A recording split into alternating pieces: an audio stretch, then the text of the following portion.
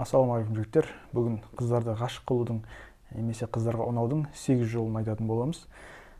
8-і өте маңызды. Яғни біреуін өткізіп жіберіп, екіншісі болып кетеді деген нәрсе жоқ. Бәрі 8-і бір адамға жиналған кезде ғана бұл өте бір жақсы эффект береді. Сондықтан видеоның соңына дейін қарау керек.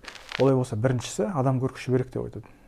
Бұл сөз бәріміз естіген шығармыз. Немесе адамды киіміне қарсы алады, киіміне қарап қарсы алады да ақылына қарап шығарып салады дейді. Яғни біз қызды көрген кезде, ой, мына қыздың бір рухани бай шығар, мына қыз керемет бір оқымысты шығар деп қарамаймыз ғой. Біз бірінші сыртына қараймыз, фигурасы қандай, киімі қандай, жараса ма, жараспай ма, не киіп алған деген сияқты, тырысып тұр ма, жоқ, үлкен болып тұр ма деген сияқты, таза ма, лас па деген дейді.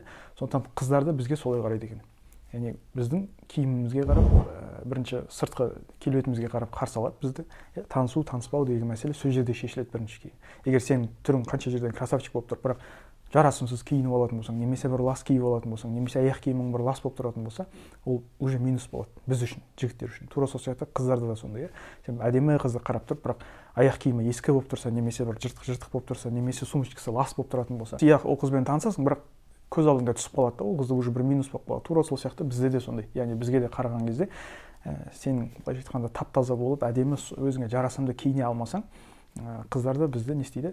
Бір минусқа іліп қоя салады. Яғни таныспауға, сенімен араласпауға ол уже үлкен әсері болады. Сондықтан таза жүру, яғни таза киіне алу, дұрыс киіне алу, жарасымды киіне алу. Gucci деп мынандай қылып жазып алып, жігіттер жүреді ғой, бренд киіп алдым деп арзан бір киімді алып алады да, бірақ мына жеріне Gucci немесе Dolce Gabbana деп үлкен жазулармен жазып қояды. Бұның бәрі өте қате. Немесе UFC деген кепканы киіп алады. Мысалы, спортқа оның ешқандай қатысы жоқ, бірақ сонда да UFC деп киіп алып жүретін жігіттер бар да.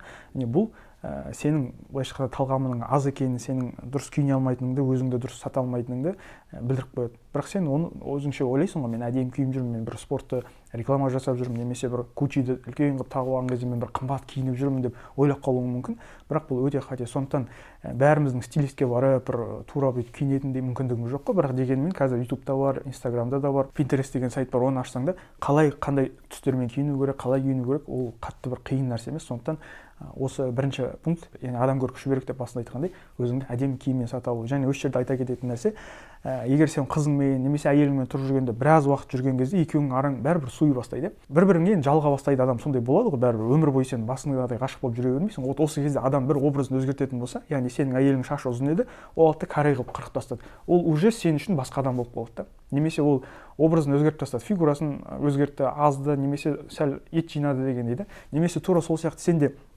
үнемі шашың ұзын еді, немесе шашың қысқа еді, шашыңды өсірдің, шашың ұзын еді, шашыңды алып тастадың, қысқа қылып тастадың, яғни прическаңды өзгерттің, немесе киіну образыңды өзгерттің.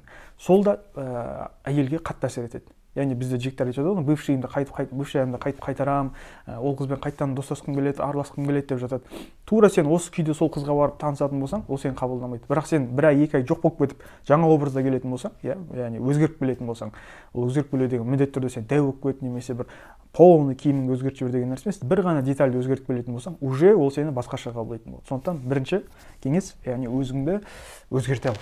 Екінші пункт, қыздар бұзық жігіттерді жақсы көреді деп айтып жатады. Оны видеода да айттық, бәрінде айттық. Бірақ бізге бұзық болу керек жоқ. Бізге батыр болу керек деп айтамыз всегда. Яғни бізге қыздар батыр жігіт жақсы көреді. Біз сияқты көбіміз бізде қандаймыз, біз сыпайымыз, біз өте жаңа тәрбиеліміз, біз жаңағыдай джентльмендік бір қасиеттермен қыздарды сындырғымыз келеді да. Яғни осындай бір ақкөңіл, таза, шын ниетімді айтып тастасам, көрсетіп тастасам, қызға сыйлық берсем, ол менің қандай екенімді білет, сосын ол мені жақсы көріп қалады деп ойлаймын. Ондай қасиеттерді көрсеткеннен кейін қыз бізден одан сайын қаша бастайды, біз оны одан сайын қуа бастаймыз да. Ой, бұл аз болып қалды, значит мен одан да көп беру керекпін, одан да сезімімді ашып тастау керекпін, айтып тастау керекпін деп біз қызды қуа береміз, ол бізден қаша береді. Яғни екінші пункт, енді бұл әңгімеге қатты бір тоқталсақ ұзақ болып кетеді. Сондықтан қысқаша айтқанда екінші пункт бұл сен сәл наглылау. Сәл бір дерзкий, борзый дейді ғой, бір бізге кейде осы біздің бойымызға жетіспей жатады да. Яғни біз сондай тестостеронымыз төмен, бізді әбден бала кезден басып өсіргеннен кейін біз қызға да, жалпы әйел адамға, жалпы адамдарға сондай сыпайы, сондай бір мінезімізді айта алмайтын, ойымызды ашық жеткізе алмайтын, сондай бір екінші орындағы пландағы адам болып қалғанбыз. Сондықтан осы нәрсені жеңу керек. Ол үшін біздер курстар бар, ол үшін практикалар бар. Сондықтан бұны сол жерде тереңірек айтамыз. Яғни екінші пункт, бұл сен сәл наглылау бол, сәл бір борзый бол, яғни өзіңнің ойыңды ашық айт, айналыштап жүре, досы болып алайын, қыздың қасында жүре тұрайын, танысып пока көре тұрайын деген емес. Как оно есть дейді, ойыңды ашық айта алсаң, өзіңнің қорықпайтыныңды білдіре алсаң, бұл қыздарға өтеді. Ал егер жаңағыдай айналыштап, сыпайыланып, пока бүйтейік, пока сөйтейік, қорқытып болмайық, шошытып болмайық деп жүретін болсаң, онда оны басқа біреу алып кетеді просто. Ол болды. сонымен әңгіме бітеді деген. Және үшіншісі эмоционалды тәуелсіз болу қыздан. Яғни қыздар бізден үнемі эмоция алуға тырысады. Болмайтын нәрсені жаңағыдай жылай салады, бір жерде қорқып қалады, бір жерде айқайлап жібереді, бір жерде шыңғыр жібереді. Яғни бір эмоция көрсетеді да үнемі. И сол эмоцияға бізді тартып кеткісі келеді. Көрдің бе, мен жылап жатырмын, сен маған не істей аласың деген сияқты. Көрдің бе, мен қорықтым, сен не істейсің маған деген сияқты. Бізді үнемі эмоцияға тартады. Біз сол кезде көбіміз жігіттеріміз істейміз, сол эмоцияға кіріп кетеміз қыздың. Ой, жаным, жылама, бүйтпе, сөйтпе деп. Немесе сонымен бірге қайғырып кетеміз, немесе соның бір қыздың проблемасына кіріп кетіп, сонымен бірге сол проблеманы шешіп кетеміз да. Яғни қыз бізді эмоцияға тартқанда соған кіріп кетеміз. Негізі қалай болу керек? Әйел адам жылап, әйел адам қорқып, ойбай біттік, өлдік, бәрі құрыды, қымбаттап кетті, бәрі бүйтіп кетті, сөйтіп кетті дегенде еркек адам не істеу керек? Ол эмоцияға ерік бермеу керек дейді. Яғни ол эмоцияға кірмей сарказммен қарай алу керек дейді. Ей, одан да жаманын көргенбіз. Ничего, бәрінен шығып кетеміз. Болады, қорықпа, өтіп кетеміз. Бұдан да жаманы болған. Біздің аталарымыз бұдан да зорын көрген, біз еркекпіз ғой, өтеміз, үйтеміз. Мен бар кезде қорықпа дегенде еркек осы жерде сарказм көрсетіп, осы жерде бір мықтылық көрсетсе, ол қорқып тұр еркек те ол нәрседен, бірақ соны әйелге көрсетпеу керек та. Ол өзі де қорқып, ойбай, не істейміз деп еркек әйелмен бірге әйел болып кететін болса, қыздың дәрежесі түсіп кетсе, онда әйелдің алдында сенің дәрежең түсті, әйел одан кейін сені сыйламайды, одан кейін саған сенбейді, ол өзі жүгіріп кететін болады, өзі шешетін болып кетеді проблеманы. Яғни сенімен конкурент болып кетеді. Одан кейін сен түсінбей жүрсің, қалай мені тыңдамай қалды, қалай әйелім маған что-то сыйламай қалды, бұрында ондай емес еді ғой деген сияқты, немесе қызыңның алдында абыройым түсіп қалды, что-то маған бұрынғыдай емес дегендей сөздерді өзің айтатын боласың да. Бірақ осындай эмоцияға тартқан кезде не істедің? Сен беріліп қойдың соған. Тура сол сияқты олар бізге жақсы эмоцияны тартады да кейде. Күледі, жаңағыдай біреуді өсек айтқысы келеді, бір нәрсені абсурд еткісі келеді, жаңағыдай өзінің настроениесін саған бергісі келеді. Осы кезде біздер не істейміз? Сонымен деп кейде соның настроениесіне кіріп, соның эмоциясына, қыздың эмоциясына кіріп кетеміз. Ол кезде де қыз не істейді? Байқайды. Егер мен қуансам, бұл да тартылады екен, егер мен жыласам, бұл да жылайды екен, егер мен жаңағыдай менің көңіл күйім қандай болса, бұл да сондай көңіл күйге енеді екен дейді да, бізді сол арқылы пайдалана бастайды. Қыздың табиғаты сондай, оған ренжуге болмайды, просто олардың табиғаты сондай. Ол өзінің пайдасын іздеп кетеді барлық жерде. Сол үшін біз егер қызға эмоцияға кіріп кете беретін болсақ, онда не істейміз? Біз қыздың алдында төмендеп түсіп, бір төменгі дәрежеге түсіп қаламыз, абырой түсіп қалады. Төртінші пункт ол танымал болу деп айтады. Танымал болу деген нәрсе міндетті түрде сен блогер болып кет, немесе бір әнші болып кет, танымал супер звезда бір киноға түсіп кет деген нәрсе емес. Иә, олай болып жатсаң өзіңе жақсы, бірақ танымал болу деген өз ортаңда танымал болу. И бұл танымалдық көбінесе мысал келтірсем, мен мысалы бір торговый центрде отырмын, 3 жігітпен отырмын да, и қасымда 1-2 қыз отыр. 3 жігітпен отырмын мен. Ол қыздар маған қарап отыр, мен де оларға қарап отырмын, ұнатып отырық енді бір-біріміз. Енді мен барып сол қыздың біреумен танысатын болсам, шанс танысуға өте аз болады. Иә, олар маған қарап отыр, ұнатып отыр, әңгіме жоқ, бірақ танысу шанс аз болады. Неге? Өйткені менің айналамдағы ол жігіттер. Ол қатты бір признание болмайды да. Ал егер менің айналамда 3 жігіт емес, 3 қыз отыратын болса, мен 3 қызбен әңгіме етіп отырмын, қызық әңгіме етіп отырмын, күліп отырмыз, ойнап отырмыз. Қыздарға тиісіп жатырмын, басқаға жатыр. В общем, қызық отыр. Ана 2 қыз бізге қарап отыр. Неге қарап отыр? Өйткені оларға қызық та. Мына 3 қызды қызықтырып отырған жігіт болса, мына 3 қыз оған аузына қарап отырған болса, значит, бұл жігітте бірдеңе бар. Значит, бұл әңгімені біз де естігіміз келіп тұр. Ана қыздар күліп жатқан нәрсеге біз де күлгіміз келіп тұр. Не айтып жатыр екен? Бұл қандай жігіт, кім деген сияқты оларда автоматически интерес болады. Жігіттерге қатысты емес, қыздарға қатысты болатын болса. Яғни мен айналамда көп қыздар болған сайын, маған қыздармен танысу, қыздарды өзіме тарту оңай болады, жеңіл болады. Өйткені неге? Ақшаны тартады дейді ғой, сол сияқты қыздар тартады. Жігіттер тартады. Я мен көп жігіттермен араласып, үлкен жігіттермен жүретін болсам, басқа жігіттер қызыға бастайды. Мына жігітте что-то бірдеңе бар, біз мұны араласып көрейік, пайда алуға болатын сияқты ғой деген сияқты. Тура сол сияқты мен егер жаймай қыздар емес, еще бір топовый көзге түсетін қыздармен араласатын болсам, онда маған қарапайым қыздардан былай тұрсын, топ қыздардың өзі маған қызыға бастайды да. Неге бұл жігітпен басқа қыздар араласып жүр? Значит, бұл жігітте бірдеңе бар. Бұл жігітпен танысу керек, көру керек, бұл қызық деген нәрсе солай басталады. Яғни сол үшін мен жаңа айтатыным ғой, бір жылда 12 қызбен танысатын жігіттер болады да, ай сайын бір қызбен танысып шығады да. И бір жылда ары кетсе бір қызбен, немесе 3-4 ай жүріп бір қыздың артынан жүгіріп, ито ол қызды аламай қалатын жігіттер бар да. Яғни бір жылда бір жігіт 12 қызбен танысып жатса, бір жігіт бір жылда бір-ақ қызбен сөйлесуі мүмкін. Ито ол қызды ала ма, алмай ма, ол қызбен жүре ме, жүрмей ме, не факт, просто бір жыл уақыт құртылды да. Демек, біз айналамызды дұрыс қыздармен қоршай алсақ, дұрыс. Значит, бізде қыздармен проблема болмайды. Ана Эндрю Тейт те айтады, оны Лазва да айтады, бәрі айтады, не? Сенің айналаңда қыз көп болған сайын, басқа қыздармен оңай болады. Яғни бір қызбен сен отношениең күшті болу үшін сен көп қызбен отношениең күшті болу керек дейді. Сондықтан бұл ловелас болып кетіп, уақытыңның бәрін қыздарға салып жібер, тек қана қыздарды ойла, қай жерде жүрсең де қыздарды сындыру керек, қыздарды қара деп жүрген нәрсе емес. Бірақ сен егер качественный қыздармен араласа алатын болсаң, және осыны качественно, мысалы бір қызбен танысып сөйлесіп жатсың, болмай жатыр, я ыңғай келмей жатыр, не істейсің? Екінші, үшінші қыздарды просто көмекке қосасың. Я ол искусственный болады, ол жасанды түрде болады, ол просто актерский игра болады, басқа болады, бірақ сен сол нәрсені істейтін болсаң, егер дұрыс істей алсаң, ол уже ана қыздың көз алдында сен спокойно, былайша айтқанда, өсіп кетесің ғой, уже басқа деңгейге шығып кетесің. Неге? Өйткені ол қыз өзінше саған қарамай, таныспай жүр, а сен мына жақтан басқа қыздармен жүрсің да. Бұл енді актерский ойыннан жасауға болады, бірақ сен соны дұрыс грамотно жасай алсаң, ана любой саған қарамай жүрген қыз автоматически өзі саған сына бастайды, өзі қарай бастайды. Неге? Өйткені сен саған басқа қыздар қарап жүр. Еще ол қыз сияқты емес, ол қыздан әдемі екі есе жоғары қыздар қарап жүр да саған. Вот. Бұл енді дұрыс қолдансаң, бұл өте пайдалы нәрсе. Егер бұл туралы толығырақ біліп, бұл туралы бір қолданғың келетін болса, біз оны курстарда, оны жеке консультацияларда айтатын боламыз. Бесінші кеңес мақсат болу. Сенің бір миссияң болу. Жігіт болғаннан кейін, сенің миссияң, бір мақсатың, өмірде бір ориентирің болмаса, қайда барам, не істеймін деген сияқты ориентир болмаса, онда сенің мақсатың қыз болып кетеді. Яғни қыз сені өзінің мақсаты қылып алады да. Мен мысалға бір жай жүрген жігітпін да, мысалы, менің тұрақты жұмысым жоқ, мен бір конкретно бір бара жатқан бір жолым жоқ, мақсатым жоқ, ниетім жоқ. Әшейін жүрмей отыр. Анау шақырса анда барам, мынау шақырса мында барам, әйтеуір әр нәрсемен жүрген адаммын. Жұмысқа барам, келем деген сияқты. Енді мен қызды кездестірдім, жолықтырып қалдым, ұнап қалды. Енді не болады? Қыз мені байқай бастайды, бұл кім, қандай, не істейді вообще өмірде, қайда бара жатыр, не істеп жатыр деген сияқты, болашақта кім болады деген сияқты ол маған қарайды ғой. Ол тек қана мені жақсы көре бермейді ғой. Сөйтіп қарағаннан кейін қараса, ешқандай қимыл жоқ, ешқандай бір арман, мақсат жоқ, айтып отқан әңгімеден білінбейді, жасап жатқан тірлігіне қарасаң ешнәрсе көрінбейді. Вроде әшейін жүрген адам. Сосын қыз не істейді? Егер қызға ұнайтын болса, ол керек болатын болса, қыз өзі сенің мақсатың болып жатыр. Яғни сенің мақсатың жоқ қой басқа. Енді қыз сенің мақсатың болып қалды. Сол қызды аңдисың, сол қызды звондайсың, соған SMS жазасың, соның SMS-ін күтесің, сол жазса қуанасың, жазбаса ренжисің. Соның өмірін аңдып, сенің былайша айтқанда өмірің өтіп кетеді. Қыз сенің мақсатың болып қалады. Сондықтан осындай жағдайға түсіп кетпес үшін, яғни сенің мақсатың үлкен, биік нәрселер болу керек. А ол болмаса, онда сенің мақсатың қыз болады. Сол қызды аңдып, сол жазса қуанып, жазбаса ренжіп, мұңайып, сол бір қыздың артынан аңдып қаласың. Ол сенің әйелің болуы мүмкін, әйелің болса да, соны артынан аңдып қаласың. Сондықтан осындай жағдайға түсіп кетпес үшін, еркек адамның миссиясы болу керек, өмірдегі бір мақсаты болу керек, бара жатқан жолы болу керек, істейтін бір шаруасы болу керек, арманы болу керек. Ең болмағанда сен бір нәрсені армандай алу керексің ғой, жоқ дегенде. Сондықтан бесінші кеңес ол сенің мақсатың, миссияң болу. Алтыншы кеңес қызға аз болсын жұмбақ бола білу.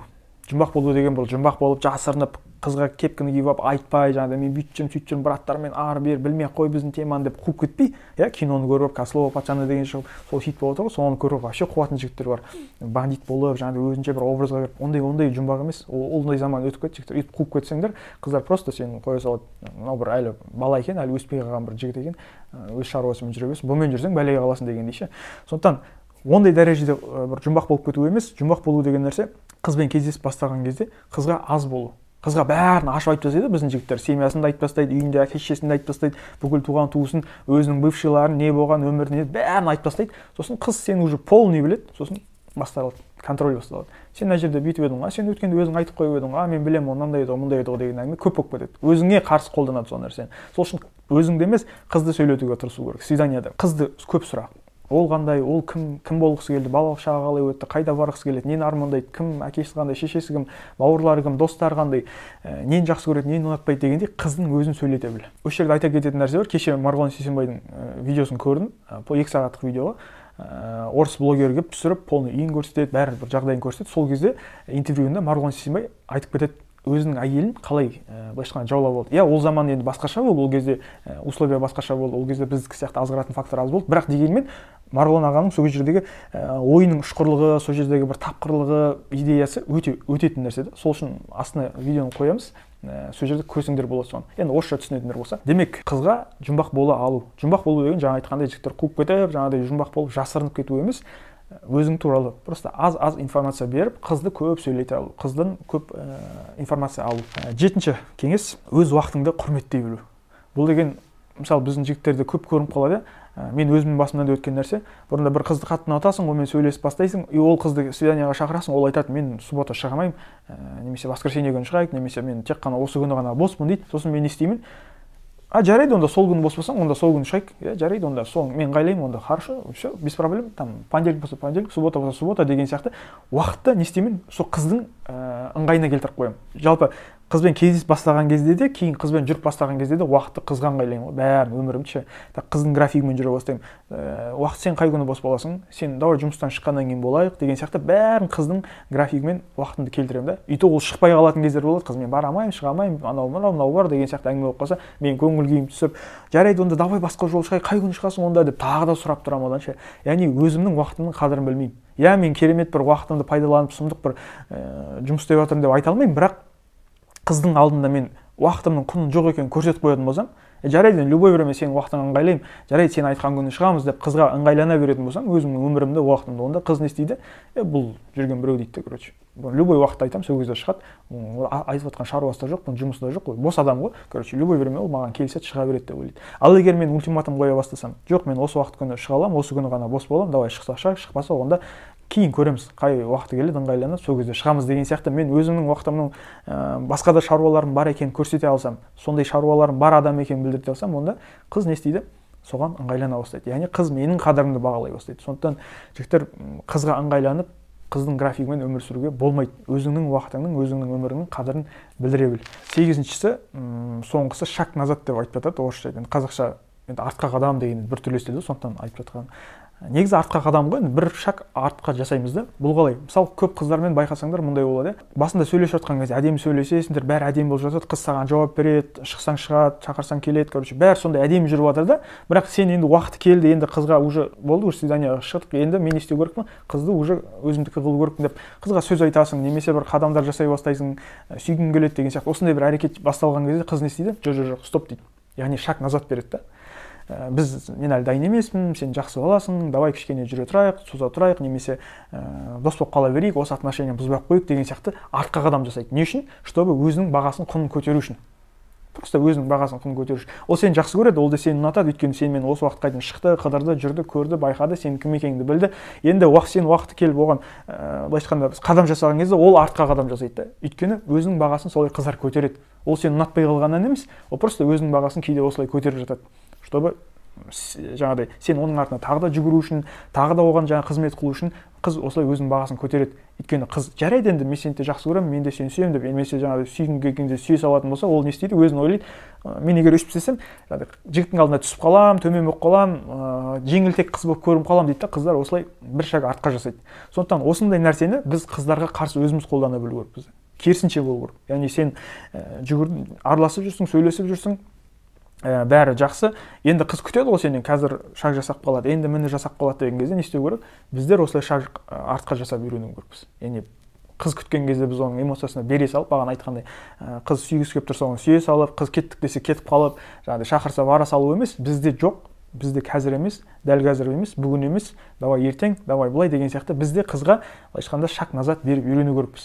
Бұл тема кішкене тереңдеу, бұл туралы біз антикурста да немесе уже тереңірек айтылатын тау адам курсында да айттық. Яғни қыздармен жалпы байланыс қалай болу керек, осы шаг назад болу керек па, болмау керек па, бұл болса да қалай болу керек деген нәрсенің айтқанда уже прокачанный жігіттерге арналған, прокачанный болғым келеді қыздармен қарым-қатынас деген жігіттерге арналған тау адамды толық айтып кеттік. Демек осы 8 кеңесті толық түсініп, миыңа сақтап алып, қорытып, осыны өмірде қолдана алатын болсаң, 8-дің бәрін бірден қолданып кету, қиындау болып кететін шығар, мүмкін емес болып қалатын шығар, бірақ аз-аздан біреу-екеуін қосып қолданатын болсаң, онда сен қыздармен қарым-қатынасың 50%-ке былайша өзгереді. Осы видеоны қолданғанның өзінде курстан өтпей-ақ қой, басқасын қарамаған өзіне. Ал егер сен курстан өтіп, немесе жеке консультациядан өтетін болсаң, онда көп проблеманың алдын алатын болсың. Сондықтан жігіттер видеоны соңына дейін қарап, осыған лайк басып, комментарий жазып, жалпы біздің видеоларға қарап жүрген жігіттер, сендерге алғысым шексіз рахмет. Сендердің арқаларында бізде аз да болса осындай мотивация болып жатыр, бізді біреу көріп жатыр, қарап жатыр, біздің де біреуге пайдамыз тиіп жатыр деген үміттеміз. Сендердің бізді осылай қарап, бізден видео сұрап, осындай видео шықса екен, немесе рахмет деп осындай бір алғыстарыңа ризамыз, рахмет.